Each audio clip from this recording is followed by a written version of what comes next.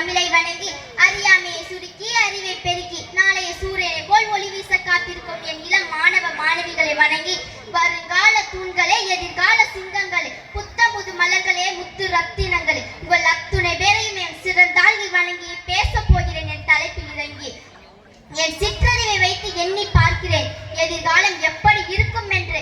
அப்படி ஒரு பயம் என்னை ஆட்கொள்கிறது. சரியோ தவறோ சிலவற்றை உங்கள் முன் என் எண்ண ஓட்டத்தினை எடுத்து வைக்கிறேன். மாண்டோசா நிறுவனத்தால் மரபணு மாற்றப்பட்டது. காய்கறிகள் மட்டுமல்ல, தனித்துவமான மனிதன் எங்கே வாழ்ந்தாலும் அவனுடைய மரபணுவை சிதைக்கிறது.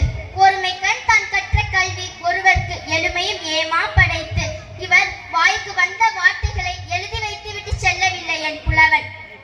எத்தனை அறிவியல் இருந்தாலும் எடுத்து வாருங்கள், அதை என் தமிழ் இலக்கியம் கூடு போட்டுவிடும். பாரம்பரியம் என்பது முன்னோர்களின் பாதையில் தவறாமல் இருப்பது. ஆனால் இன்றைய தலைமுறை இளைஞர்கள் பாதை வேறுபாக இருக்கிறது. இன்றே இப்படி என்றால் எதிர்காலம் என்னுடைய தலைமுறை எவ்வாறு இருக்கும் என்று நினைத்து பார்க்கவே பயமாகவும் சங்கடமாகவும் இருக்கிறது. பகுத்தறிவு என்ற ஆரம்பறிவை அனைவரும் சிறப்பாக பயன்படுத்துவதில்லை. ஏனோ இந்த தலைமுறை என்று நான் நினைக்கிறேன். இந்த தலைமுறையை எத்தனை இலகுகளாக சிறைப்படுத்தி வைத்திருக்கின்றனர். எதிர்கால இளைஞனின் கனவு இவ்வாறு இருந்துவிடக் கூடாது என உண்மையாகவும் உறுதியாகவும் என் உரையில் எடுத்து வைக்கிறேன். எதிர்கால இளைஞனின் கனவு எவ்வாறெல்லாம் இருக்க வேண்டும் தெரியுமா?